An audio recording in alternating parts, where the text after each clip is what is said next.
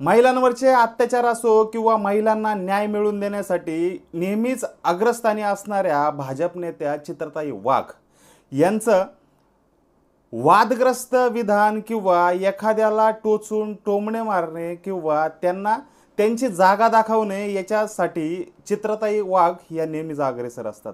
परंतु या चित्रताई वाघ यांचा काल परवा एका प्रसार माध्यमांवरती एका चॅनलवरती व्हिडिओ प्रसारित झाला आणि तो व्हिडिओ होता म्हणजे महबूब शेख यांना काही त्यांच्या व्यक्तिगत विषयावरून डिवचण्याचा किंवा महबूब शेख यांचा सुद्धा एक व्हिडिओ व्हायरल झाला. त्याच्यामधून सुद्धा चित्रताई वाघ यांच्यावरती ते आरोप करताना दिसतात. काय आहेत हे नक्की आरोप प्रत्यारोप किंवा हे प्रकरण नक्की काय आहे हेच आपण या व्हिडिओमधून जाणून घेऊ. नमस्कार, मी समीर खंडागळे, समीर खंडागळे ऑफिशियल या यूट्यूब चॅनलवरती सगळ्यांचे मनपूर्वक स्वागत करतो. या व्हिडिओमधली मिळालेली माहिती आणि त्याच्यानुसार पुढे स्पष्ट झालेलं प्रकरण असं आहे की चित्रताई वाघ म्हणतात की हा महबूब शेख हा याची सुरुवातच बाई वाड्यावर या किंवा हे गाणं जरी आपण ऐकलं जरी असेल तिथून वाडा हा फेमस झाला आहे. आणि चित्रताई वाघ म्हणतात की या महबूब शेखची सुरुवात दिवसाची सुरुवात ही वाड्यापासूनच होते. त्याच्यानंतर नेत्यांच्या बायकांना सुद्धा या महबूब शेख कडून धोका आहे असं सुद्धा या चित्रताई वाघ म्हणाल्या. ज्याचं काही अस्तित्वच नाही किंवा ज्याचं कॅरेक्टर लेस आहे त्याने दुसऱ्याच्या कॅरेक्टरविषयी बोलूच नये असं सुद्धा या व्हिडिओमध्ये चित्रताई वाघ म्हणाल्या. कडाडून हल्ला चित्रताई वाघ सुद्धा करत होत्या. त्याच्यानंतर सुद्धा या महबूब शेख यांनी आपल्या व्हिडिओमधून याच चित्रताई वाघ यांना त्याच्याकडून काही प्रत्युत्तर सुद्धा केलं. प्रसार माध्यमांवरती आलेल्या व्हिडिओमध्ये या दोघांची उचलबांगडी किंवा हे दोघे जण प्रत्येक प्रश्नाला उत्तर किंवा प्रतिउत्तर करताना आपल्याला दिसत आहेत.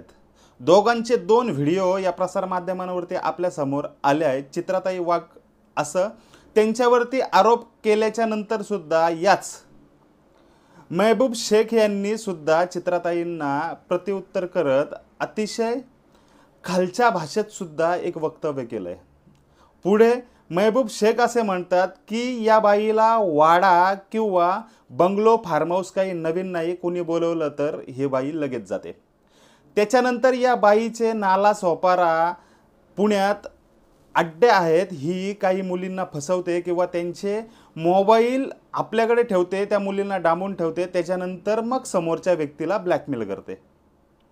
त्याच्यानंतर पुन्हा हे महबूब शेख त्यांच्या व्हिडिओमध्ये बोलतात की ह्या बाईच्या नवऱ्याकडे 2 फ्लॅट करोडोचे फ्लॅट कसे काय आले, चित्रा वाघ तुझ्या सुपारीतून आले की नवऱ्याच्या पगारातून आले हे सुद्धा तुम्ही त्या व्हिडिओमधून सांगायला पाहिजे होतं. मागेच आलेला डर्टी पिक्चर ज्याच्यामध्ये विद्या बालननी काम केलं होतं तिचीच उपमा चित्रा वाघ यांना या महबूब शेखने दिलेली आहे. महबूब शेख असे म्हणतात की या डर्टी पिक्चरमधल्या जे सिल्कचं पात्र आहे त्याच्यासारखी तू आहेस. त्याच्यानंतर कितीतरी आमदारांना भुरळ घातली आहे किंवा कितीतरी आमदारांना या चित्रा वाघ यांनी ब्लॅकमेल सुद्धा केलेलं आहे आणि त्यांच्याकडून पैसा सुद्धा उकळलेला आहे. ही लाचखोर महिला पैसा प्रसिद्धी याच्यासाठी सगळं काय करत आहे असं महबूब शेख म्हणतात. त्याच्यापुढे सुद्धा ते म्हणतात की वाशी मुंबई येथे एका नेत्याच्या बायकोने सुद्धा या चित्रा वाघ यांचा चांगलाच पाहुणचार सुद्धा केला होता. एका नेत्याने तर सांगितलं की त्यांच्याच बॉडीगार्डला सांगितलं होतं की जर ही बाई जर का माझ्या नवऱ्याच्या आसपास जरी दिसली तरी सुद्धा तुमच्या नोकऱ्या धोक्यात येतील, त्याच्यामुळे तुम्ही खबरदारी बाळगा असं महबूब शेख त्यांच्या व्हिडिओमध्ये बोलतात.